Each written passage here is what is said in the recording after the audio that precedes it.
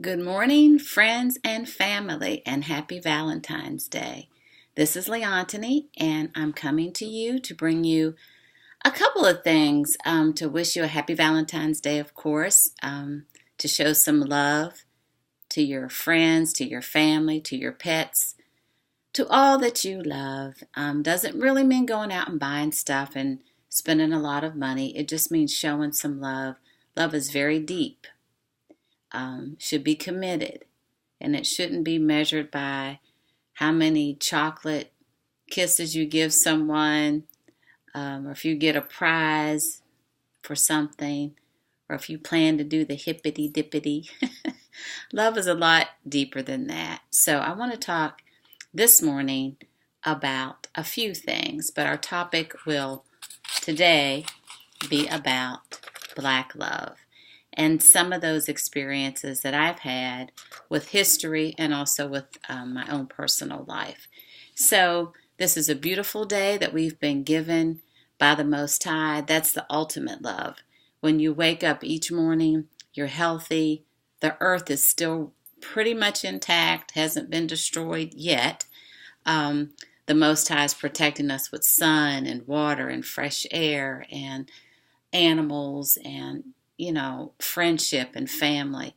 So no matter what you're going through, if you can just name for yourself one person who you love and who loves you unconditionally, that is an enormous, beautiful blessing. So just think about that today. So I just want to share what I think is kind of a cute story with you. And then you can share with your family, with your friends, some of your stories too. But Valentine's Day has always been fun to me. My husband and I, we really don't do anything. When we were younger, we'd get candy and maybe go out to dinner. But then when the children came and you had to pay for diapers and milk and babysitters and the car note and all that kind of stuff, you'd say, well, might have some pork and beans. So whatever works for you. Sometimes you can go out to dinner, sometimes you can't. It doesn't really matter. Just tell that person you love them and you appreciate them. And so this little story comes from my childhood. My father, and I talk about my father a lot because I love my father and I felt very loved by him, as well as my grandfathers and the men in my family. I am a strong supporter, as you know, of Black men because I had a very positive experience in growing up in my community and in my household. So my father worked at Westvaco, and they had for the employees kind of like a lounge or store, and it was called the Devon Club. And the men and women who worked there could go and get treats and food and play games. They had a bowling alley. They had different things there for the employees. And every Valentine's Day, my father would bring my mom this huge box of candy. And then he would bring my siblings and I little boxes of candy. And then my father loved milkshakes, so he would bring us some little milkshakes. Well, Rusty got a big milkshake and Cindy got a big milkshake.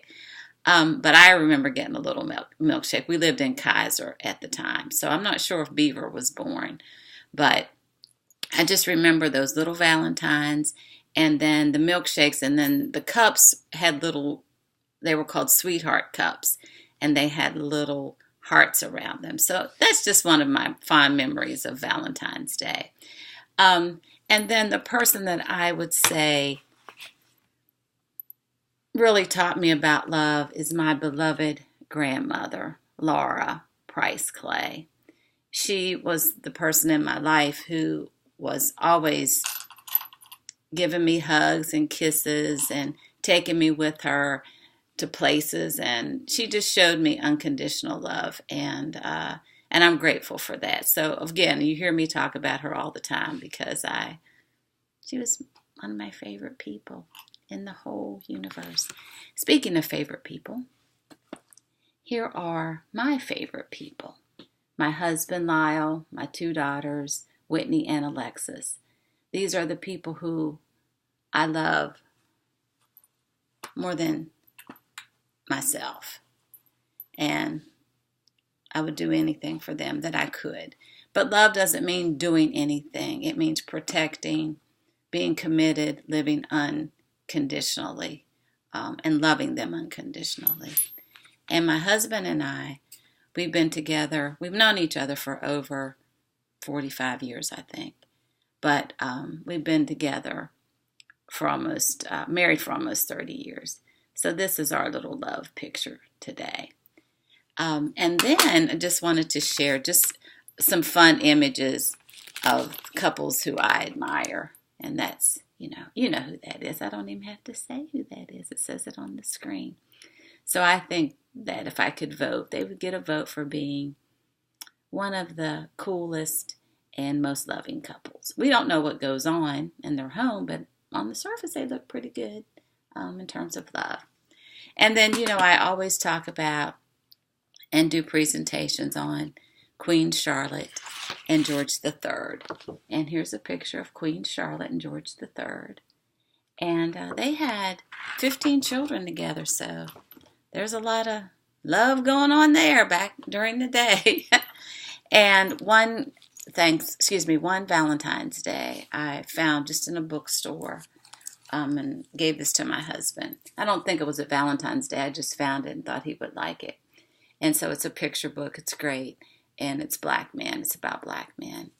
And going back to love and talking about race, culture, and you're not racist if you think that it's okay to stay within your culture and within your group and marry. If you're Italian, you may want to marry someone who's Italian. If you're French, someone who's French.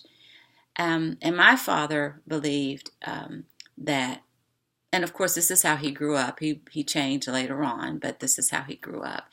He thought that little colored girls, when they grew up, should marry little colored boys.